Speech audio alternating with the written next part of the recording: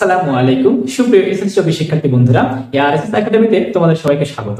দেখো ভাইয়া, তোমরা যারা 2024 সালে এসএসসি পরীক্ষা দেবে, অর্থাৎ তোমাদের ইতোমধ্যে টেস্ট পরীক্ষা শুরু হয়ে গেছে, তোমাদের কিছু টেস্ট পরীক্ষা হয়ে গেছে এবং কিছু টেস্ট পরীক্ষা বাকি আছে। এখন তোমাদের অনেকের মনে প্রশ্ন যে ভাইয়া আসলে টেস্ট পরীক্ষার পর আমি কি করব? দেখো, টেস্ট পরীক্ষার রেজাল্ট কবে? আমি তোমাদের মনে যতগুলো প্রশ্ন আছে সব এখানে লিখে গেছি। টেস্ট পরীক্ষার রেজাল্ট কবে, টেস্ট পরীক্ষায় ফেল করলে ফর্ম ফিল আপ করতে দিবে কিনা, এরপর বলতেছি আমি কি যে টেস্ট পরীক্ষার পর কোন বিষয় কিভাবে প্রস্তুতি নিব। এখন অনেকের প্রশ্ন টেস্ট পেপার কিনবো কিনা, আবার অনেকে বলতেছে যে কিভাবে কোন টেস্ট পেপার কিনবো, আবার অনেকে বলতেছে যে এসএসসি 24 এর জন্য নিজেকে কিভাবে প্রস্তুত করব। হ্যাঁ ভাইয়া, তোমরা এই যে সকল প্রশ্নের উত্তর আজকে আমার এই ভিডিওতে পেয়ে যাবে। সুতরাং অবশ্যই ভিডিওটি আজকে না টেনে সম্পূর্ণ দেখবে, কারণ তোমাদের মনে যত ধরনের প্রশ্ন আছে সব প্রশ্নের উত্তর আমি খুব সহজভাবে দেওয়ার চেষ্টা করব। দেখো, আমি প্রথমত একটা কথা না বললেই নয়, সেটা হচ্ছে যে তোমরা যদি আমার এখনো চ্যানেলটিকে সাবস্ক্রাইব করে না থাকো তাহলে অবশ্যই আমার চ্যানেলটিকে সাবস্ক্রাইব করবে, আর যারা ইতিমধ্যে আমার চ্যানেলটিকে সাবস্ক্রাইব করেছো তাদেরকে অসংখ্য ধন্যবাদ। দেখো ভাইয়া, আমি তোমাদেরকে বলবো প্রথমত যে টেস্ট পরীক্ষার রেজাল্ট কবে। হ্যাঁ ভাই, অনেকের মনে একটা প্রশ্ন যে টেস্ট পরীক্ষার রেজাল্ট কবে। এখন দেখো, আমি একটা কথা বলে দিই, তোমরা হয়তো অনেকে জানো, হয়তো অনেকে জানো না যে টেস্ট পরীক্ষার পরবর্তীতে তোমাদের প্রত্যেকটা বোর্ড থেকে একটা নির্দেশনা দিয়ে দিয়েছে।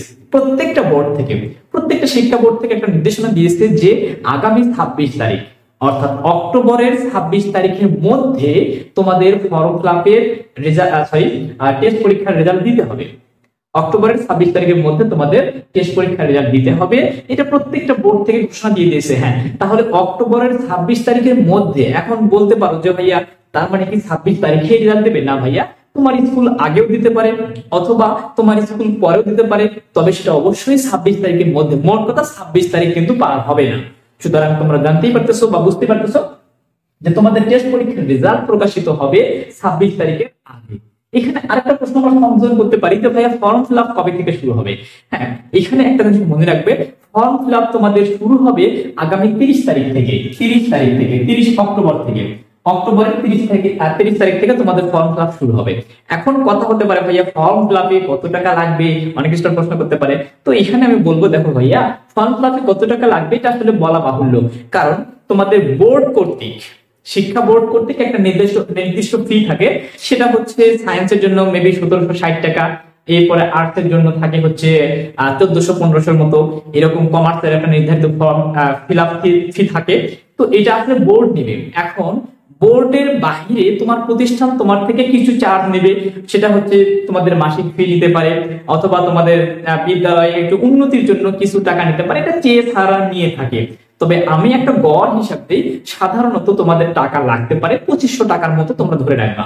সায়েন্সের স্টুডেন্টের জন্য 2500 টাকার মতো ধরে নিতে পারো, অথবা কোনো স্কুলে এর একটু কম বেশিও হতে পারে। তবে আমি একটা আনুমানিক হিসাব দিলাম 2500 টাকার মতো, তবে এর একটু কম বেশি হতে পারে। বিশেষ করে যারা বেসরকারি স্কুলে পড়ো তাদের হয়তো এর থেকে আরো বেশি হবে, কারণ তাদের তো মাসিক বেতনটা অনেক বেশি দিতে হয়।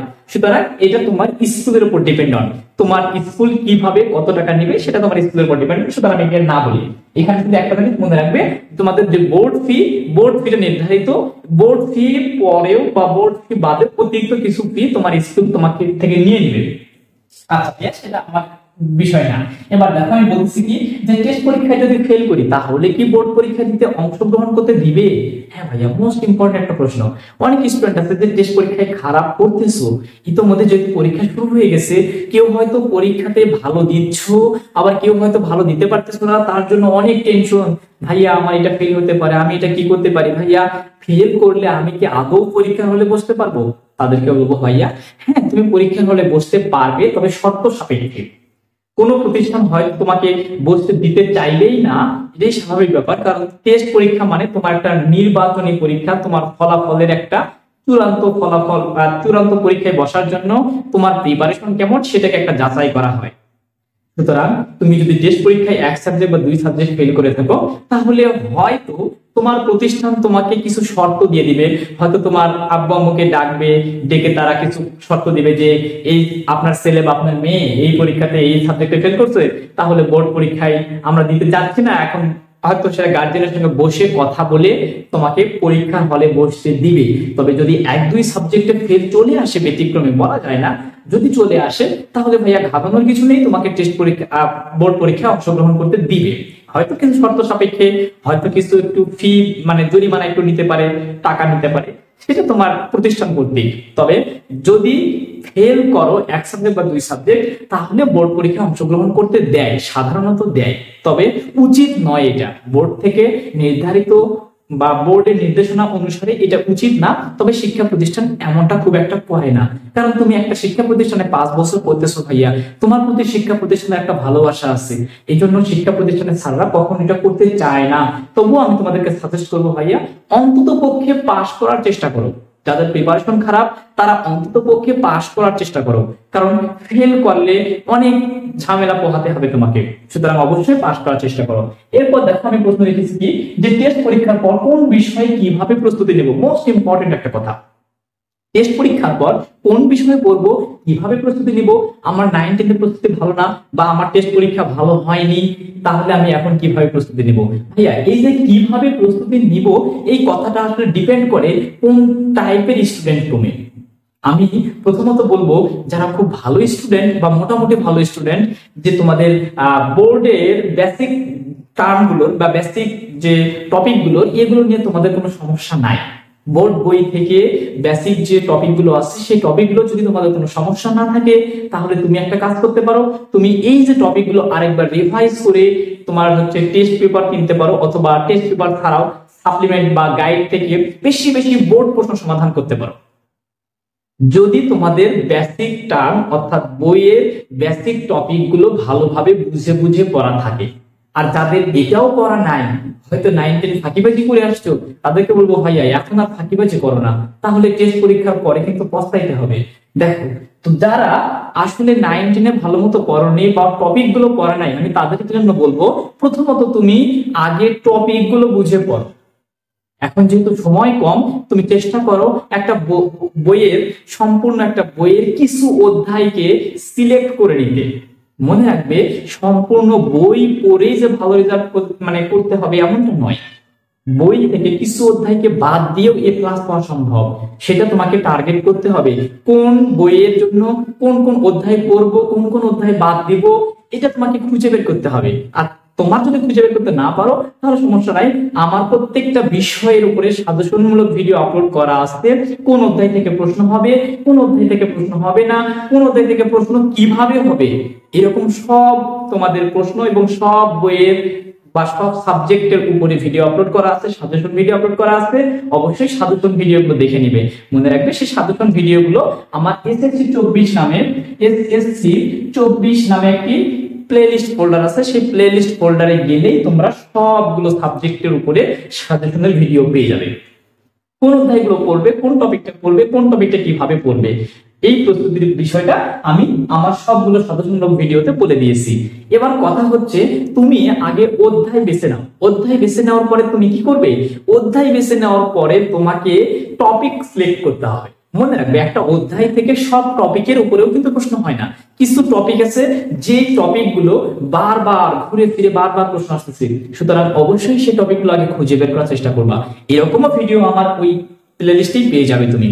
আচ্ছা, তো এভাবে খুঁজে বের করে আগে বেসিকটা ক্লিয়ার করো। বেসিক ক্লিয়ার না করলে তুমি কিন্তু সৃজনশীল প্রশ্ন সমাধান করতে পারবে না। আর যদি সৃজনশীল প্রশ্ন বেশি বেশি সমাধান করতে না পারো ভাইয়া, তাহলে তুমি বোর্ড পরীক্ষাতে 100% খারাপ করবে। মনে রাখবে, বোর্ড পরীক্ষার প্রশ্ন সাধারণত বোর্ড প্রশ্নের আঙ্গিকেই হয়। সুতরাং তুমি যত বেশি বোর্ড প্রশ্ন সমাধান করবে, তত তোমার জন্য বোর্ড পরীক্ষাতে সহজ হবে বিষয়টি। মনে রাখবা, টেস্ট পরীক্ষার পরে আসলে নতুন করে প্রিপারেশন নেওয়ার কিছু থাকে না। তোমরা যা যেটুকু প্রিপারেশন নেয়ার তা ইতোমধ্যেই প্রায় নিয়ে নেওয়া শেষ।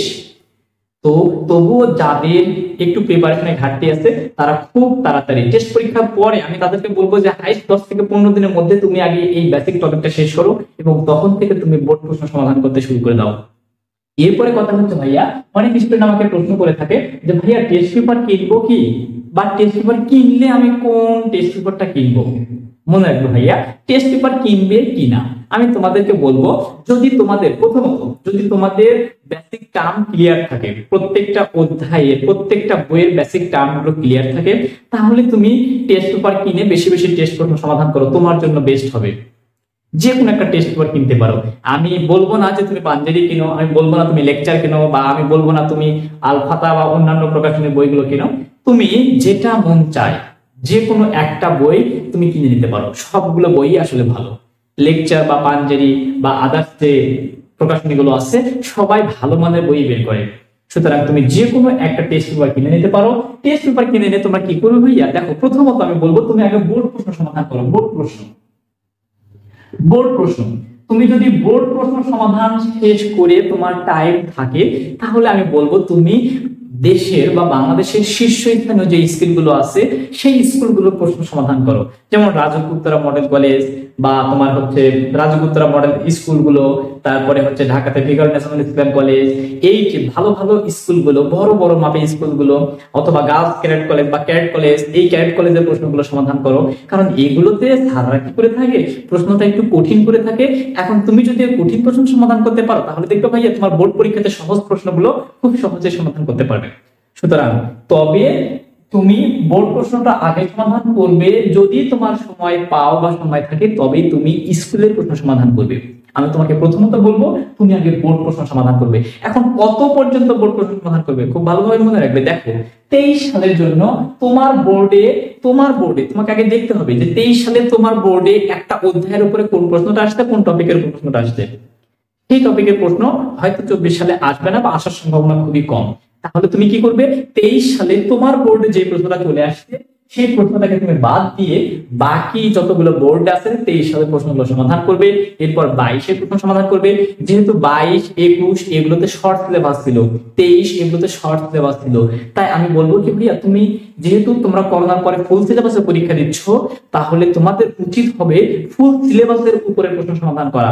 অর্থাৎ তোমাদের জন্য প্রশ্ন সমাধান করতে হবে হচ্ছে 20 সাল, 19 সাল, এরপর 18 সাল এই দিকের প্রশ্নগুলো, 17 সাল এই দিকের প্রশ্নগুলো মনে রাখবে।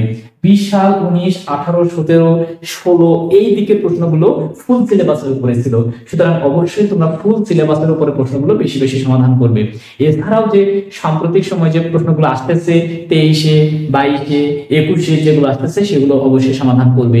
যত বেশি তুমি প্রশ্ন সমাধান করবে তত তোমার প্রিপারেশন ভালো হবে।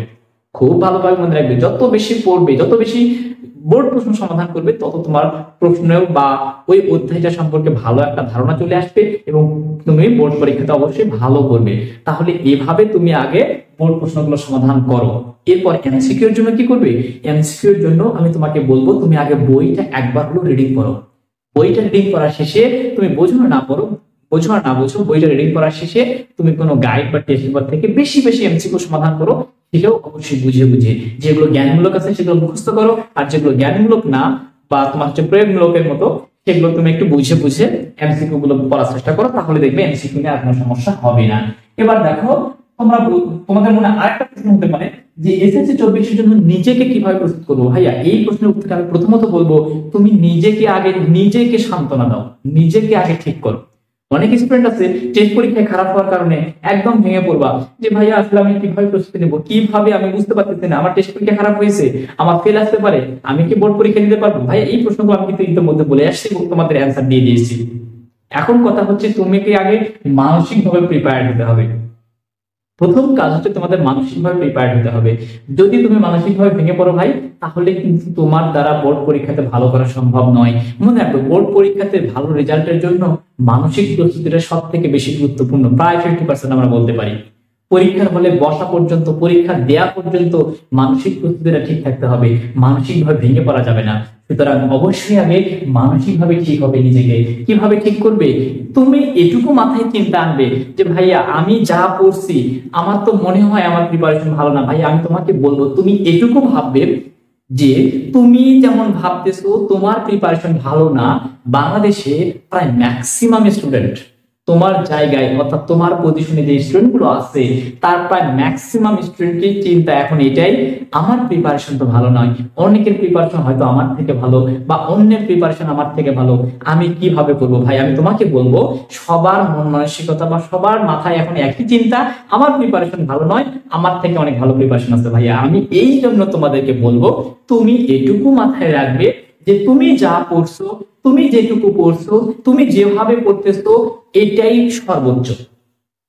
তুমি অবশ্যই তোমার পক্ষ থেকে সর্বোচ্চ চেষ্টা কিন্তু করতে হবে। এখন তুমি যদি না পড়ে বলো যে আমি যা পড়তেছি এটাই আমার জন্য সর্বোচ্চ, তা কিন্তু না। তুমি তোমার পক্ষ থেকে সর্বোচ্চ চেষ্টা করে যাও, এইটুকু ভাববে যে আমি যা পড়ছি বা আমার যে প্রিপারেশন আছে সব থেকে বেস্ট প্রিপারেশন, বাংলাদেশে এরকম ভালো প্রিপারেশন আছে আর কোন স্টুডেন্ট নাই। এরকমটা যদি নিজের মন মানসিকতাকে বুঝাইতে পারো বা নিজেকে নিজে এইভাবে প্রস্তুত করতে পারো, তাহলে দেখবে তোমাদের বোর্ড পরীক্ষা নিয়ে টেনশন কমে যাবে। আর যত টেনশন মুক্ত থাকতে পারবে তত বেশি তুমি পড়ার প্রতি ফোকাস করতে পারবে, বইয়ের প্রতি ফোকাস করতে পারবে, পড়তে পারবে। মনে রাখবে, যদি একবার মাথায় টেনশন ঢুকে যায় তাহলে কিন্তু তুমি আর পড়তে পারবে না ভাইয়া। আর এই সময় অনেক স্টুডেন্ট চোখে মরিচিকা দেখা শুরু করে দেয়, সর্ষে ফুল দেখা শুরু করে দেয়, কি পড়বো, কোনটা বাদ দিব, অনেক পড়া অনেক পড়া।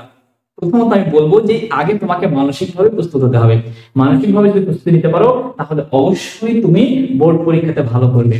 তবে আমি দোয়া রাখবো বা আশা রাখবো যে তোমরা অবশ্যই সবাই বোর্ড পরীক্ষাতে ভালো করো এবং বোর্ড পরীক্ষার জন্য ভালোভাবে প্রস্তুতি নাও।